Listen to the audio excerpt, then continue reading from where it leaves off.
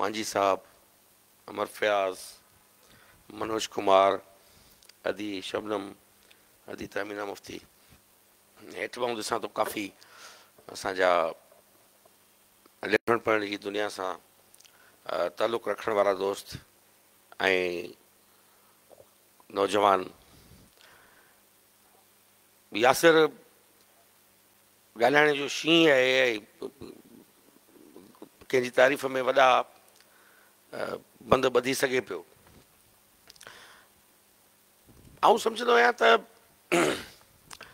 वज़ारतूं या मनसब, चेयरमैनियूं, वीसियूं, वीसीशिप या को बि उहिदो,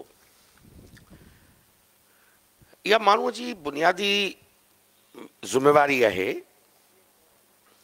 अमानत आहे ऐं उन में पंहिंजी वसाहर, पंहिंजी सलाहियत आहर, पंहिंजी वित आहर माण्हू जेतिरो बहितर करे सघे त इहा चङी ॻाल्हि आहे, इहा का इज़ाफ़ी ख़ूबी कान्हे। ऐं हमेशह इहा ॻाल्हि रिपीट कंदो आहियां, चवंदो आहियां त जीअं त असां जहिड़नि मुआशरनि में, असां जहिड़ी रियासत में, मुल्क में कमु कल्चर न रहियो आहे। जेकॾहिं को कमु करे थो त इहा ॿ शयूं आहिनि, या त असीं उन जी तमामु अजाई बेजा तारीफ़ कंदा आहियूं या उन जी मुकमिल तनसीख कंदा आहियूं। कम जो कल्चर बहरहाल पंहिंजे रियलिस्टिक हक़ीक़ी जेका हुनखे नोट मिले उन खां प्यासो रहे थो। असां वटि त उमिरि खे बि कयूं था न पाण, वाह उमर बादशाह, वाह इंसाफ़ तुंहिंजो, 6 महीना तूं माई पवार तुंहिंजे क़ैद में हुई, तो माई हथ कोन लाथो, वाड़े उमर तुंहिंजो इंसाफ़। छो त बादशाहनि जो त बुनियादी फ़र्ज़ में शामिल आहे इहा ॻाल्हि त हू राज जे, रैयत जे, न्याणियुनि सियाणियुनि ग़रीब ख़ल्क़ सां इंसाफ़ रवा रखे, बजाए जो इहो मुआशिरो हुन खां सवाल करे त तोखे इहो हक़ कहिड़ो हो त तूं हिकिड़ी राज जी वञी न्याणी हिकिड़ी चुगलखोरीअ ते खणी अची 6 महीना क़ैद थो करी। असां तुंहिंजा गीत ॻाता आहिनि त उमिरि जा इंसाफ़। असां सेमिनार बि अटेंड कया, उन सेमिनारनि में बि फरमाइशी प्रोग्रामनि ते सेमिनार थिया त मारवीअ खे साईं जीएम सैयद सिंबलाइज़ करे वियो क़ौम परस्ती जी सिंबल तौरु, हिकिड़ी इलामत तौरु। हाणे उमिरि जो कदु वधाइजे। असां त ईअं बि ॾिठा, उहे सेमिनार बि थिया, उन में असांजे तमामु वॾनि नाले वारनि अदीबनि मकाला बि पढ़िया, असां उहे बि ॾिठा। ऐं शागिर्द हुउसि यूनिवर्सिटी जे पहिरें साल जो, उन सेमिनार में मूंखे ॻाल्हाइण जो मौक़ो मिलियो त मूं हिंदू भाउरनि खां, कराइण वारा कुझु हिंदू दोस्त हुआ, मूं हुन खां मोज़रत करे उनखे इहो चयो त हिंदू दोस्तनि खे त पोइ त अचो त रावण खे ॻायूं। राम कहिड़ा फाड़ा मारिया, 14 साल सीता जेका आहे उहा बनवास में हुई ऐं रावण जे क़ैद में हुई, ऐं आख़िर में सती साबित थी, पोइ त रावण भलो, वाह वाह अचो रावण जा गीत ॻायूं। त आऊं सम्झां इहो थो त असां वटि इहो थिए थो, पर फ़र्ज़ु शनासी ऐं पंहिंजे फ़र्ज़ खे महसूसु करणु त मुंहिंजो कमु छा आहे, त उन ताईं रहणु ऐं उन पंहिंजो कमु करणु, इहो बुनियादी ऐं नथो सम्झां का इज़ाफ़ी ख़ूबी आहे, इहो हुन बुनियादी कम में शामिलु आहे। सकाफ़ती वज़ीर ॿियो छा कंदो? ऐं सकाफ़ती वज़ीर हुउसि त मुंहिंजे जेके दायरे इख़्तियार में ऐं मुंहिंजे जेके रूल्स ऑफ बिज़नेस मुताबिक़ जेके मूंखे मैंडेट हो कमु करण जो, मूं कोशिशि कई त आऊं पंहिंजे उन रूल्स ऑफ बिज़नेस खे फॉलो करे कमु करियां। असां जॾहिं लंडन में सिंधी फ़नकारनि खे पहिरियों दफ़ो न त सिंधी फ़नकार हमेशह इस्लामाबाद खां इजाज़तनामे खां सवाइ ॿाहिरि कोन वञी सघंदा हुआ। तव्हां आख़ुन साहिबान खां पुछी ॾिसो त कॾहिं बि वफ़ाक़ी इदारे जी मदद खां सवाइ या उतां राउट थियण खां सवाइ कॾहिं ही को हिकिड़ो डेलीगेशन वठी ॿाहिरि वञी सघिया हुजनि। असां जॾहिं इहो फ़ैसिलो कयो ईंदे ई 2016 में हले 17 में, त असांजा फ़नकार सिंध हुकूमत पाण पंहिंजे बलबूते ते ऐं सिंधी माण्हुनि जी ख़्वाहिश मुताबिक़ पोयां 5 करोड़ माण्हू बीठा आहिनि, उनजे आवाज़ खे असीं लंडन में खणी वञी उते पुॼाईंदासीं। त तव्हां पाण ॾिठो त उन वक़्त में केतिरी अची शुरू थी त बाबा नालियूं कोन पियूं ठहनि, पब्लिक हेल्थ वारा पाणी कोन था पुॼाइनि, गटर नाला उथली पिया आहिनि, स्कूलनि जो हाल ख़राबु लॻो पियो आहे, रस्तनि ते ट्रैफ़िक जो निज़ाम सही कोन्हे, रस्ता उजड़िया पिया आहिनि। ऐं अवी पिया वञो लंडन में प्रोग्राम करियो, चङा ख़ासा सिंध जा नाले चढ़िया, तव्हांजा दानिश्वर अदीब, उन्हनि ख़ुदि अची इहा मुहिम हलाई, कमु कंहिंजो पिए कयो मूंखे का ख़बर कोन्हे।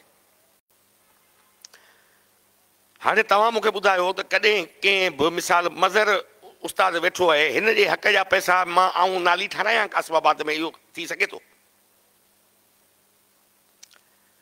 जेके पैसा लंडन में दिलबर जलाल जांडे खे ऐं अलड़ फ़क़ीर जे पुट खे उते शो में करण जा मिलंदा, छा उहे पैसा खणी सुबुह जे कंहिं स्कूल ते ख़र्च थी सघनि था? अवी पढ़िया लिखिया माण्हू आहियो, मूंखे ॿुधायो।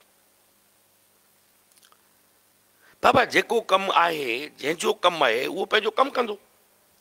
सकाफ़त खाते जो कमु आहे त बाबा सकाफ़त, ॿोली, तव्हांजी तहज़ीब, तव्हांजो तशख़ुस, उन हवाले सां इदारा साज़ी करणु, उन्हनि माण्हुनि खे प्रमोट करणु, उन ते एक्टिविटीज़ करणु, इहे मेला करणु, माण्हुनि खे वेंटिलेट करणु, माण्हुनि जे अंदरि मां फ्रस्ट्रेशन ॿाहिरि कढणु, माण्हुनि खे मौक़िया फ़राहम करणु, आर्टिस्टनि खे स्टेज प्रोवाइड करणु, ॿियो कहिड़ो कमु हूंदो आहे? असां उहो कयूं। तनक़ीद साईं फलाणी जॻह ते जेको आहे थर में ॾुकार पियो आहे, थर में ॾुकार, ऐं ही उते थर में जेको आहे उहो सकाफ़ती मेलो पिया कनि, त पोइ छा असीं उते नुआख़वानी जी महफ़िल वेही करियूं छा?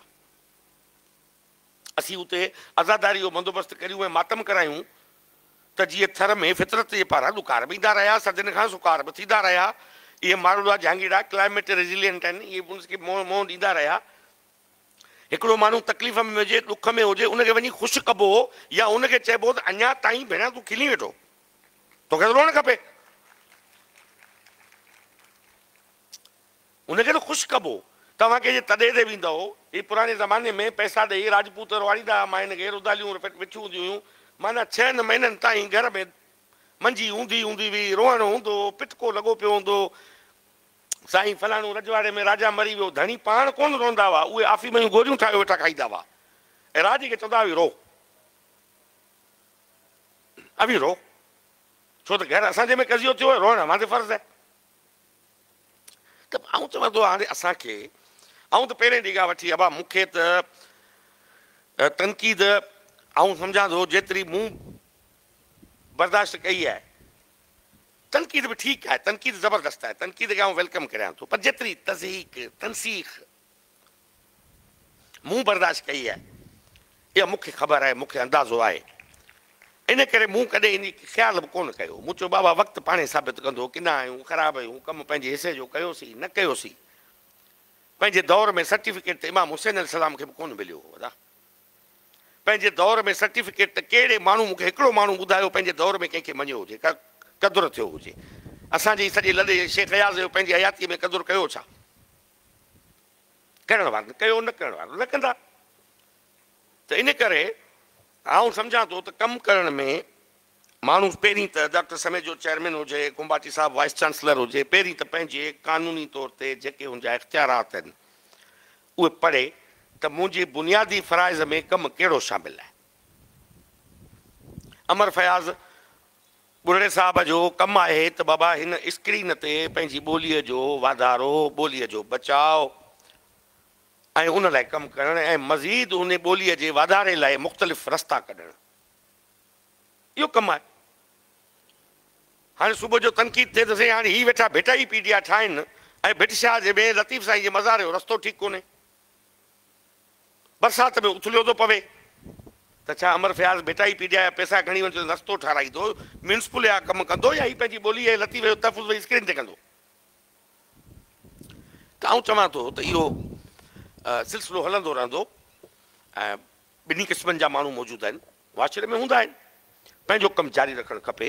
ऐं समेजे साहिबु पंहिंजी चेयरमैनी जे दौरान 3 सालनि में मूं जॾहिं चेयरमैन थियो त डॉक्टर समेजे साहिब खां हिकिड़ी तक़ाज़ा कई इहा त तव्हांखे जेतिरो कोशिशि करे सघो आहे, तमामु मुश्किल ऐं ॾुखियो कमु आहे त मुंहिंज दड़े जी ॿोलीअ जी भाञ थिए, उन में रुकावटूं तमामु घणियूं आहिनि, मसइला आहिनि, वो मसला को आऊं नथो सम्झां ॿिया के हितां जा के सियासी या इंतज़ामी मसला आहिनि, मसला तहक़ीक़ जे हवाले सां घुर्बल मवाद जी खोट। जीअं तव्हांजो सुमेरियन ऐं इहे स्क्रिप्ट जेके डिसाइफर थिया त उनजे पुठियां वॾे खां वॾो इजिप्शियन स्क्रिप्ट डिसाइफर थियण में भाञ में रोज़ेटा प्लेट जो वॾो रोल हो, त उनखे पूरी हिकिड़ी इबारत मिली हुई जंहिं ते हू पढ़ी सघिया पिए। असांखे इबारत कोन मिली सघी, का हिकिड़ो पूरी का हिकिड़ी पैराग्राफ मिली वञे ऐं उन ते बि वॾे में वॾी रुकावट आहे त इंडिया जा जेके स्कॉलर्स आहिनि उहे न पिया अची सघनि या शिरकत न करे सघनि, छो त उन्हनि जो तमामु लाज़मी आहे इन में इनपुट। ऐं सम्झां थो त जेतिरा गोरा बोरा ॿिया ई मूं हिन ते हिकु ॿ इहे राउंड कया हुआ ॿोलीअ जे भाणे जे हवाले सां, आख़िर में असां इन नतीजे ते पुगासीं त जेसिताईं इहे ॿ कम न थींदा, हिकिड़ो त जेके बि असांजूं इंडस जूं साइट्स आहिनि उते मज़ीद खोजना जो ऐं खोटाईअ जो कमु न थींदो, आर्कियोलॉजिकल एक्सकेवेशन्स वधंदियूं न अक्रॉस, न फ़क़ति सिंध में हाणोके सिंध जी जाग्राफी में, सूबाई जाग्राफी में, पर across the Indus valley civilization from मंदा जेका कश्मीर में पहिरीं साइट आहे ऐं वेंदे तव्हांजे लोथल ऐं ढोलीवीरा ताईं ऐं होॾा पासे हुन पासे हरियाणा में तव्हांजे काली बेंगन ऐं जेके बि तव्हांजो राखी गढ़ी, इन्हनि सभिनी साइट्स ते हड़ापा मोहनजोदड़ा नोटा बोटा इन ते हिकिड़े ई वक़्तु न थींदियूं तेसिताईं ही ॿोली भाञ न थींदी। ऐं ॿियो त जेसिताईं इंडिया मंझां ख़ुशूसन तामिल, इहो मार्क केनायर जो बि इहो ख़्यालु हो, आस्को परपोला जो बि इहो ख़्यालु हो, जॾहिं मुंहिंजी इन्हनि सां पर्सनल गुफ़्तगू थियूं त उन्हनि चयो त जेकॾहिं इन्हनि खे शामिलु न कंदासीं त असांखे रस्तो कोन मिली सघंदो। त इहे लैंग्वेज अथॉरिटी जे हवाले सां तमामु घणो टास्क हो, पैसा महदूद आहे इन्हनि वटि ऐं मूं हिननि जी डबल बि कराई हुई 7.5 मां 15.5 पर शायदि 15, पर वॾे मॾो असां वटि वरी बि अगेन मसइलो इहो आहे त असांखे इदारा घटि, ज़ाती रोज़गार वधीक थो खपे, सॉरी टू से। ऐं हमेशह रड़ियूं करे चवंदो आहियां त तइलीम खातो तइलीम ॾियण जो ज़रियो आहे, रोज़गार ॾियण जो ज़रियो न आहे बाबा। असांजा दोस्त एहतिजाजनि ते वियो रहनि, बाबा जेतिरा पास थिया आहियूं सभु मास्टर थियूं, कीअं थींदा? जेतिरी ज़रूरत हूंदी 30 ॿारनि ते हिकिड़ो उस्तादु खपे थो, जेकॾहिं उहे सिस्टम में मौजूदु आहिनि त पोइ बाक़ी करणु ओवर एम्प्लॉयमेंट थींदी। ओवर एम्प्लॉयमेंट जे करे तव्हांजी सिंध यूनिवर्सिटी जो छा हाल आहे? तव्हां खां पहिरियों वाइस चांसलर्स जेके गुल खिलाया आहिनि, अॼु भले कुंभाती साहिबु हुजे या केरु बचे, इहो 5-8 सालनि ताईं यूनिवर्सिटी सही थी वञे त आउं सलाम कंदुसि। छाजे करे? ओवर एम्प्लॉयमेंट, बेतहाशा माण्हुनि जी लोध भर्ती थी पई आहे। जंहिं डिपार्टमेंट में ॿार वेठा आहिनि 30, उस्ताद वेठा आहिनि 35। ही PIA वारो अशर थींदो न, PIA सां छा थियो? 550 पायलट, 28 जहाज़, 9 दॿा, 13 TT, ईअं थिए थो न। त लैंग्वेज अथॉरिटी जो बि इहो मसइलो, बाबा पघारूं पघारूं पघारूं हले घणियूं तव्हांजूं पघारूं आहिनि मूंखे ख़बर न आहे सालाना। हा ॾियो मो 11 साढा 11 करोड़ पघारूं हुजनि, 15 करोड़ बाक़ी बचा 3 साढा 3 करोड़, उन में ही फंक्शन प्रोग्राम सेमिनार ॿिया त छा करे सघंदो? त हाणे दुनिया में आउटसोर्सिंग थी वई आहे। जेको क़ाबिल माण्हू आहे उनखे पोरियो सुठो ॾियो, उजूरो सुठो ॾियो, उनखां कमु वठो। बाबा हीअ असांखे कमु कंप्लीट करे ॾे, हिकिड़े हथु कमु वठो, ॿिए पासे पैसा ॾियो, उनखे मुआवज़ो सुठो ॾियो। हीअ असांजो टेक्स्ट बुक बोर्ड, मूं पुछियो भाई किताबनि जा जेके मज़मून लिखो था उहे पैसा घणा ॾियो? 800 रुपया हिकिड़े मज़मून ते। त मुंहिंजो अहिड़ो ई हाल हूंदो किताबनि जो। 800 रुपये ते साईं ज़वार नकली अचो मज़मून लिखी ॾे, कहिड़ो मज़मून लिखी ॾींदो? हू काविश अख़बार में लिखे 2000 रुपये ते मज़मून ऐं टेक्स्ट बुक बोर्ड में लिखे 800 ते मज़मून, कहिड़ो मज़मून लिखंदो? त आउटसोर्सिंग करे बहितर मुआवज़ो ॾेई दुनिया सॼी ईअं थी हले। दुनिया में घर वेठे माण्हू कमाइनि पिया, कंसल्टेंसीज़ घर वेठे कनि, वर्क फ्रॉम होम जो कॉन्सेप्ट लॻो पियो आहे। हिते तव्हां हाउस्ड एम्प्लॉयमेंट जेतिरी वधाईंदव ओतिरो इदारा वेझी वेंदा, कमु कोन थींदो, ॿोली कोन वधंदी।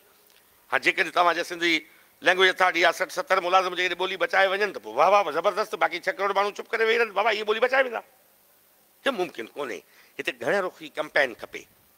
त ॿोली जे हवाले सां जेको मुंहिंजो ख़्यालु हो डॉक्टर साहब सां मूं जॾहिं शेयर कयो त डॉक्टर साहब आऊं तइलीम खाते में जॾहिं पहिरीं वज़ीर थी आयुसि 18 में, तव्हांखे यादि हूंदो मुंहिंजी असेंबलीअ में जेका पहिरीं तकरीर हुई उन में मूं ऐलान कयो हो त जेको बि सिंध में मौजूदु प्राइवेट स्कूल सिंधी न पढ़ाईंदो, 1972 जे एक्ट ते अमल न कंदो, उन स्कूल की रजिस्ट्रेशन भी कैंसिल कंदासीं, उनके सस्पेंड कंदासीं, उन स्कूल के हलण न ॾिबो, ऐं पाण वेंदुसि।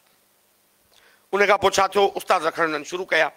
कराची ग्रामर स्कूल बि रखियो, बेव्यू बि रखियो, CS अकेडमी बि रखियो, ॿियनि बि उस्ताद रखिया। पर हाणे जीअं त 12,000 स्कूल रजिस्टर्ड, 12,000 सिंधी पढ़ाइण वारा क्वालिटी जा टीचर बि खपनि, जेके किथां अचनि। हुननि सिंधी रखी त छॾिया छोकिरा छोकिरियूं नियाणियूं असां जूं स्कूलनि में, पर उनखे सिंधी पढ़ाइण न पई अचे। मूं स्कूलनि खां रिपोर्ट वरिती, स्कूल विज़िट कयमि, उते जेको उस्ताद वेठो आहे उहो वेठो आहे सिंधी उस्ताद जे नाले ते, पर उनखे सिंधी पढ़ाइण न पई अचे। सिंधी पढ़ाइण हिकिड़ो अलॻि कमु आहे। ऐं शाइरी करे सघां थो, कालम लिखी सघां थो, पर इहो मूंखे चइजे त बाबा तोखे जी सिंधी सेखारणी आहे, त मूंखे ख़ुदा जो कसम का ख़बर कोन्हे, टंगूं रफण शुरू थींदियूं त भई आउं कोन थो करे सघां। त इन करे सिंधी पढ़ाइण जे लाइ क़ाबिल उस्ताद तयारु करणा पवंदा। बदकिस्मती सां वाइस चांसलर साहिबु तव्हांजा जेके बि यूनिवर्सिटियूं आहिनि, उन्हनि यूनिवर्सिटियुनि में सिंधी डिपार्टमेंट जेके मौजूदु आहिनि, उन्हनि मां पास करे जेके निकिरनि था, उनजो तइदादु हिकिड़ो तमामु थोरो आहे, तमामु थोरो आहे।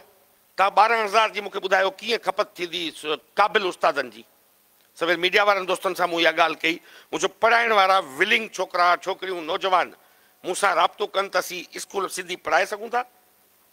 असांखे प्राइवेट स्कूल में नौकिरी नथी मिले, मूं चयो मुंहिंजी ज़िमेदारी आहे तव्हांखे नौकिरी वठी ॾियणु, पर तव्हां महिरबानी करे सिंधी ॿोली पढ़ाइण जो हुनुरु पाण सां गॾु खणी अचो। उहो थींदो तॾहिं जॾहिं इदारा खुलंदा ऐं तव्हां सेंटर खोलिया, उनमें जेतिरा बि करे सघो, कैपेसिटी थोरी आहे, 200-300 माण्हू निकिरी सघनि पिया, शायदि 400 हिकु वक़्त में, इन खां मथे सवनि जी तइदाद बि निकिरनि पिया, खपत हज़ारनि जी आहे, इहो मुमकिन कोन्हे। 12,000 त मूं घटि ॻाल्हि कई त 12,000 टीचर खपनि। हिकिड़े स्कूल खे 5-5, 4-4 उस्ताद बि सिंधी जा खपनि, जिते 2-2 हज़ार जी इनरोलमेंट आहे, उते हिकिड़ो उस्ताद छा कंदो?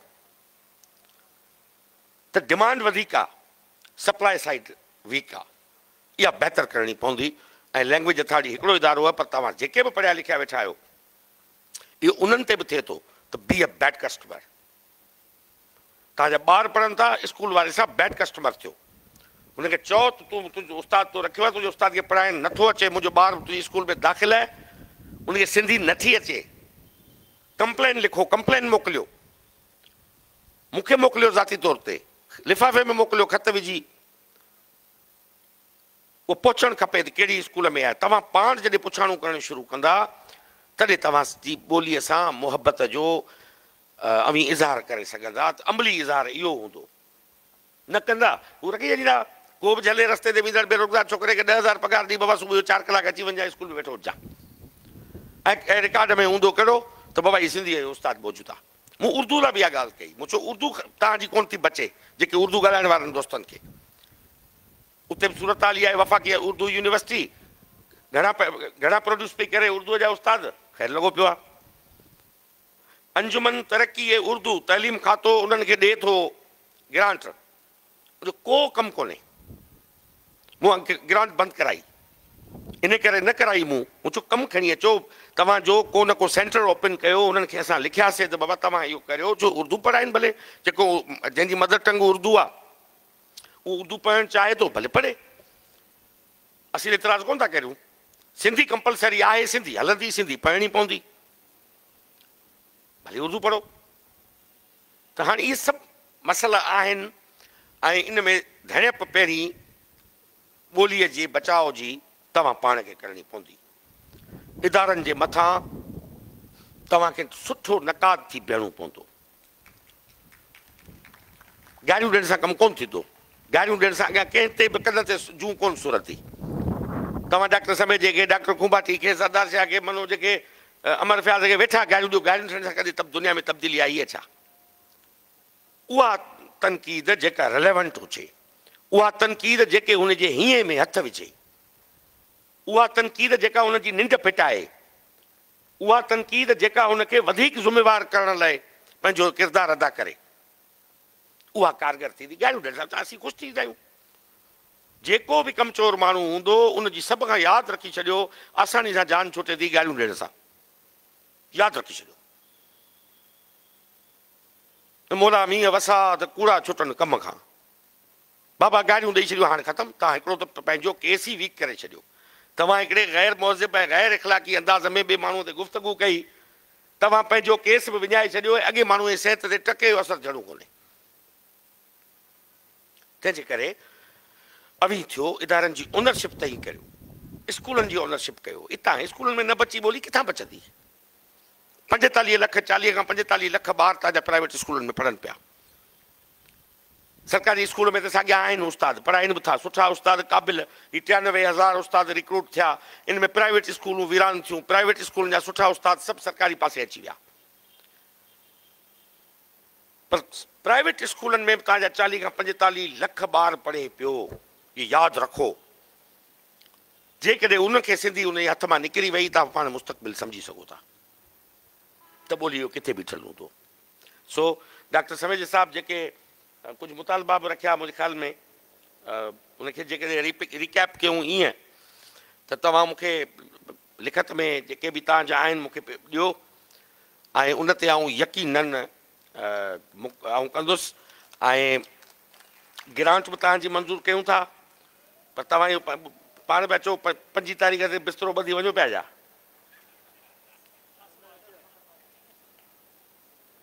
एक्सटेंशन जो फाइल पाण मूव कराए ऐं नोटिफिकेशन निकिरण वारो आहे। हाणे असां खां ठलियूं हमदर्दनि जूं ताड़ियूं थो वॼाए, यार ख़ुदा खे मञो। And I think what I have heard that he is here, ही वञे कोन पियो। पर सुठो आहे, माना तव्हां सुठा आहियो, माना हमदर्दियूं हासिलु करे सघो था। आई एप्रिशिएट योर आर्ट। सुठो आर्ट आहे। अदी बि खिले थी वेठी आहे पुठियां। वॾी ॻाल्हि इहा आहे त इन ॻाल्हि ते बनिफ़शा बि खिले थी तवारी नंढड़ी। सो बहरहाल तव्हां सभिनी जी महिरबानी। मूंखे इलाही वक़्त खां पोइ आउं हैदराबाद में कंहिं तक़रीब में आयो आहियां, ऐं ख़ासि तौर ते सकाफ़त खाते जे हवाले सां या सकाफ़त खाते सां ई मुंसलिक इदारो आहे, आयो आहियां। तव्हांजो वज़ीर साहब जी मूं पुछा कई, ज़ुल्फ़िकार शाह साहब, त उहो बि हुजे हा त ॾाढो सुठो हो। त कुझु ॻाल्हियूं तव्हां उन जॻह करे सघो आहे जेको उन सां मुंसलिक खाते सां आहिनि।